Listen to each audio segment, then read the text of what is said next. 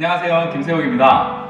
저번에 마인크래프트로 영상을 시작하니까 아이들의 반응이 좋았어요. 부모님들이 문자를 보내주셨는데 아이들에게 재미있는 마크로 영상을 만들어주셔서 감사합니다.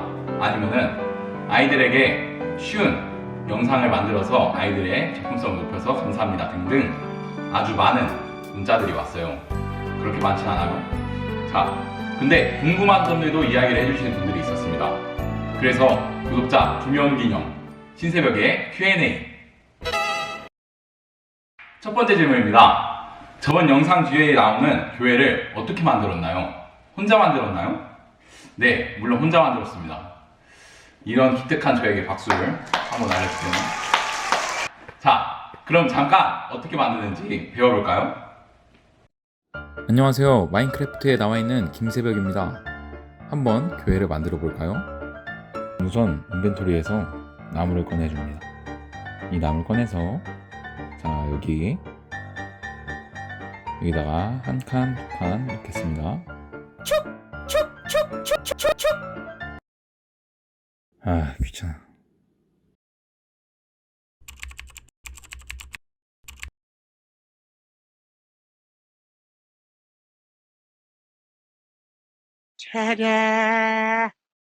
자, 이렇게 건물이 완성되었습니다.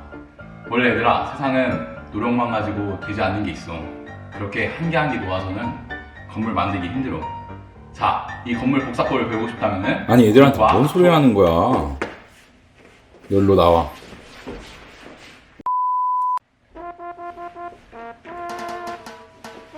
자, 안녕하세요. 이제 진짜 신새벽입니다. 잠시 방송이 깨끗하지 못한 점 죄송합니다. 이어서 마지막인 두 번째 질문을 말하겠습니다. 대체 아까 있던 김새벽은 누구인가요? 이름을 잘못 쓰신 건가요? 자, 설명을 해드리겠습니다. 김새벽은 제 복사본 1호입니다. 이게 무슨 소리야? 유튜버를 도맡고 있습니다. 자, 같이 제 작업실로 가볼까요? 자, 따라오시죠. 여기가 제 작업실입니다.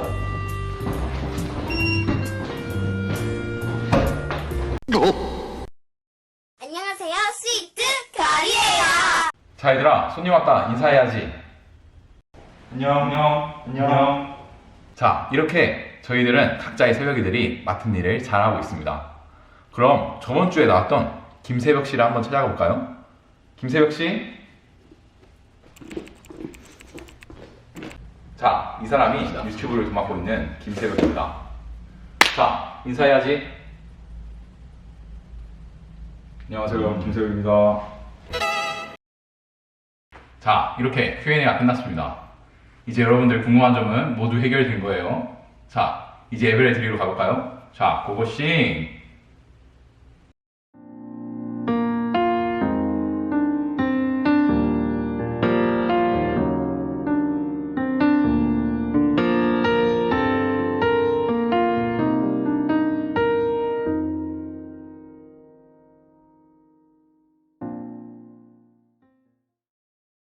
다 같이 사도신경 하심으로 3월 8일 예담교회 초등부 영상 예배를 시작하겠습니다.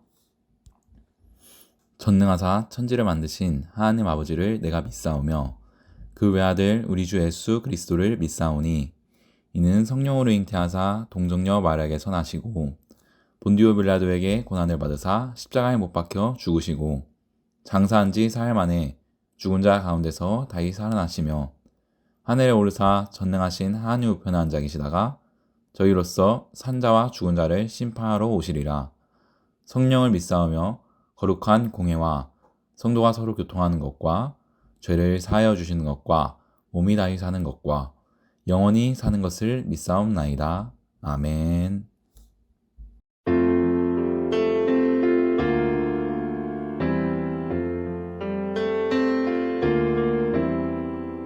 주님 앞에 나와 예배하는 이 시간, 주께 찬양 드릴 때 주님 남게 하소서. 마음을 다하여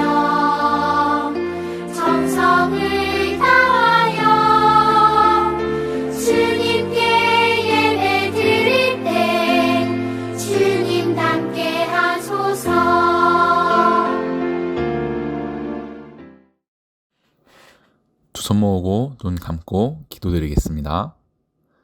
사랑의 하나님 아버지, 오늘도 이렇게 주님의 앞으로 나와 영상으로나마 하나님께 예배를 바치옵니다.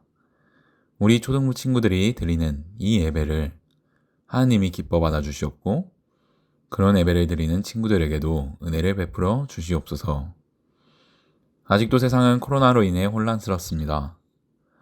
우리 아이들 항상 건강하게 지낼 수 있게 도와주시옵고 얼른 코로나가 말끔히 지나가 다시 교회에서 볼 수 있는 날이 얼른 다가올 수 있게 도와주시옵소서.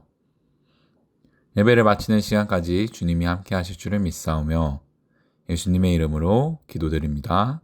아멘.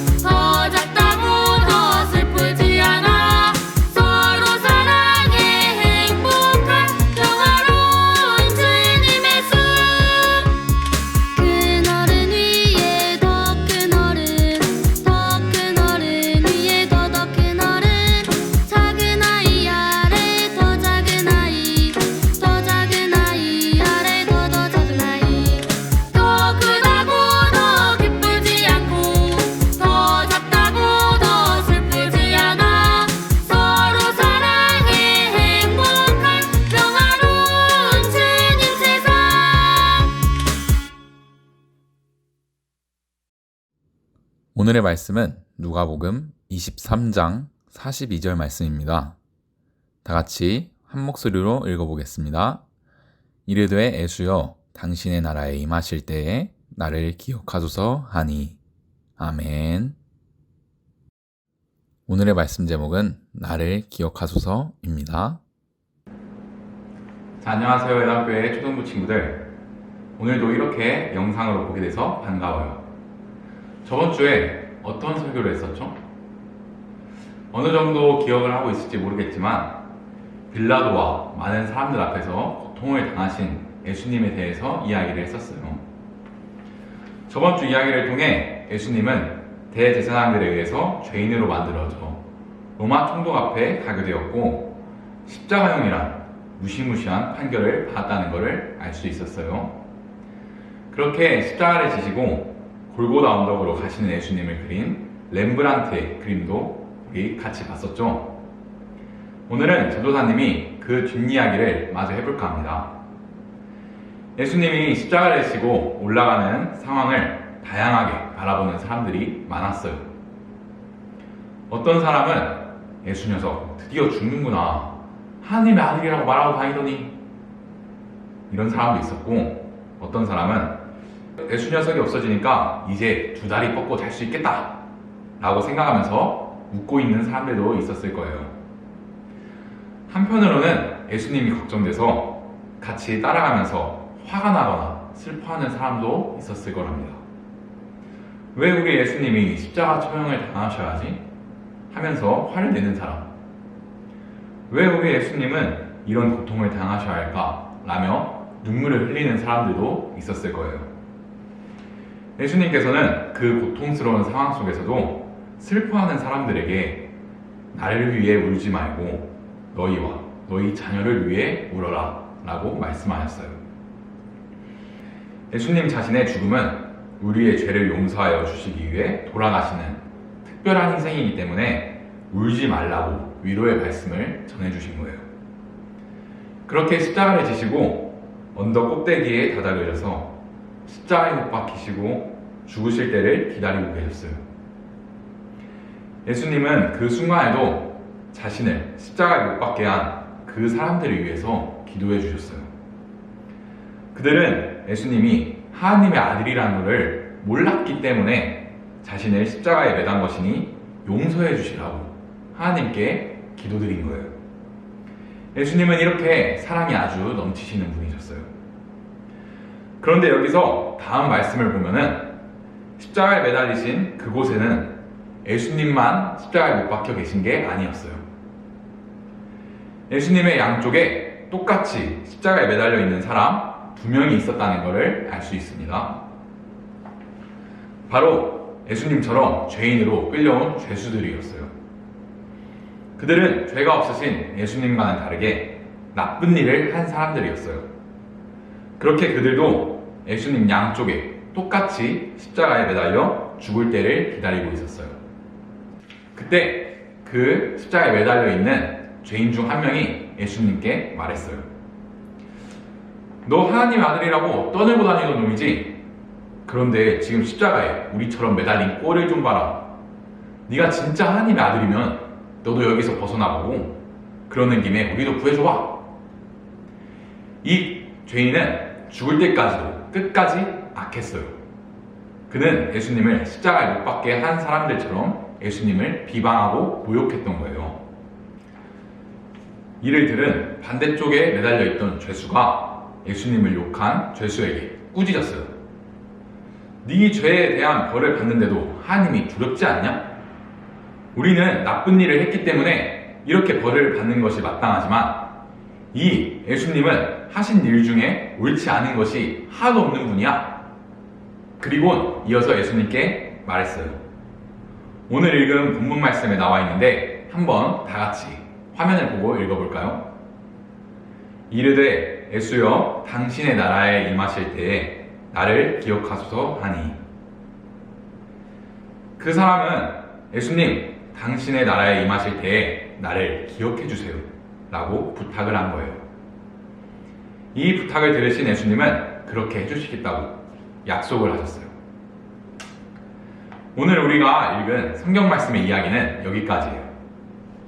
오늘 이야기에서는 예수님에 대한 반응이 서로 반대되는 두 죄인의 이야기를 들었어요.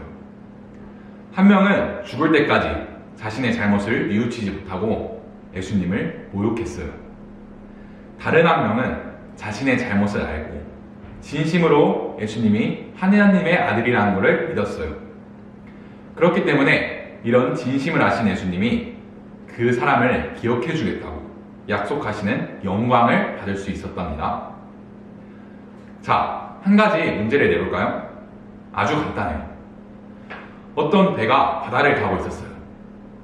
그런데 배를 운전하는 사람이 배를 앞에 있는 큰 암초를 향해 운전하고 있는 모습을 선장이 우리가 봤어요. 배가 암초에 부딪히면은 그 구멍으로 배에 물이 차서 큰 사고가 생기겠죠? 이 위험을 어떻게 피해야 할까요? 부딪히고 배에 물이 찰 때 빠르게 물을 퍼낼 수 있게 사람들에게 양동이를 준비시켜야 할까요? 당연히 아니죠. 여러분들도 같은 생각이겠지만 얼른 운전자에게 말해서 암초에 부딪히지 않게 배의 방향을 바꾸라고 해야겠죠. 그러면 암초에 부딪힐 일도 배에 물이 차서 물을 퍼내는 일도 없을 거예요. 회개라는 것도 마찬가지예요. 회개는 하나님에게 자신의 잘못을 뉘우치고 용서를 구하는 것이란 뜻이에요. 죄를 지었으면 암초에 부딪히기 전에 재빨리 하나님께로 배의 방향을 돌려야 돼요. 항상 하나님께 회개 기도를 하고 용서를 구하는 사람이 될 줄 알아야 한답니다. 앞서 말한 예수님 옆에 두 죄인 이야기처럼 모든 사람에게 진심으로 예수님을 믿고 자신의 죄를 뉘우치며 회개를 한다면 누구에게든지 구원의 길은 열려 있어요. 바로 예수님께로 나아가는 길이죠. 그것은 곧 하나님께로 나아가는 길이 된답니다. 우리 예담교회 초등부 친구들도 자신이 잘못한 것이 있다면 이 사순절 기간을 통해서 하나님께 용서를 구하고 하나님께로 방향을 틀어 나아갈 수 있는 주님의 자녀들이 됐으면 좋겠습니다.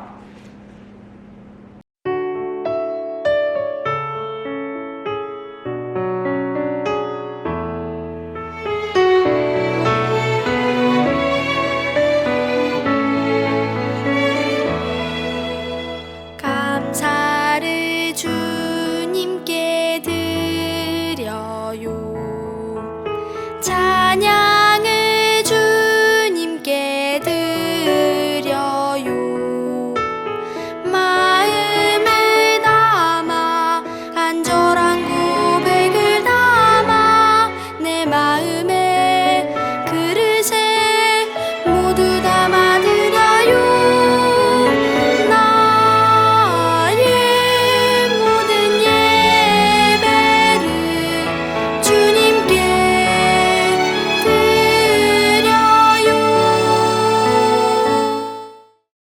함께 주기도문 하심으로 예배를 마치겠습니다. 하늘에 계신 우리 아버지여, 이름이 거룩히 여김을 받으시오며 나라가 임하시오며 뜻이 하늘에서 이루어진 것 같이 땅에서도 이루어지이다. 오늘날 우리에게 일용할 양식을 주시옵고 우리가 우리에게 죄 지은 자를 사하여 준 것 같이 우리 죄를 사하여 주시옵고 우리를 시험에 들게 하지 마시옵고 다만 악에서 구하시옵소서. 대개 나라와 권세와 영광이 아버지께 영원히 있사옵나이다. 아멘. 안녕하세요. 오늘 애담교회 초등부 영상예배를 드린 모든 친구들을 축복합니다. 3, 4월자 생일 파티는 교회에 나올 때 진행하겠습니다. 만약 코로나로 인해 더 지연된다면 영상예배로 진행하겠습니다. 지금 다른 부서 영상예배는 생일 파티를 진행하는 데가 있을 텐데 동요하지 마시오. 걱정하지 마시고 기다려주세요. 인증샷 보내주신 분들께 감사드립니다. 보내준 친구에겐 꼭 나중에 달란트를 주겠습니다. 그럼 다음 주에 봐요.